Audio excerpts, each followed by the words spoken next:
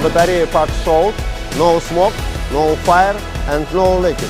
This car is really safe and you can easily put your family in with no worries. I'm really impressed with how rigorous the R&D is here, as well as how detail focused they are on the safety requirements of the product.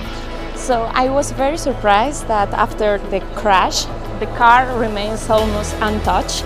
Also the cabin space completely untouched. So I was very, very surprised this car is really, really safe. I think it's really up there with the best.